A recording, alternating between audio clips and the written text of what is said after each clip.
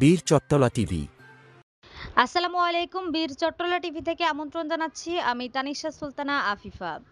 আজকে ৭ এপ্রিল সোমবার দুপুর ১২টা ৩০ এর সময় সবার আগে বাংলাদেশ ফাউন্ডেশন আয়োজিত স্বাধীনতা কনসার্ট উপলক্ষে রাজধানীর মিন্টু রোডে Dhaka metropolitan police commissioner Sheikh Mohammad Sajjad আলীর সাথে সৌজন্য সাক্ষাৎ করতে যান ফাউন্ডেশনের সভাপতি শহীদ উদ্দিন চৌধুরী অ্যানির নেতৃত্বে একটি প্রতিনিধি দল। এ সময় প্রতিনিধি দল উপস্থিত ছিলেন সবার আগে বাংলাদেশ ফাউন্ডেশনের কোষাধ্যক্ষ ও ঢাকা টিমের প্রধান সমন্বয়ক সুলতান আলাউদ্দিন টুকু, সদস্য আব্দুল মুনায়েম মুন্না, এস এম জিলানী ও জাহিদুল ইসলাম রনি প্রমুখ।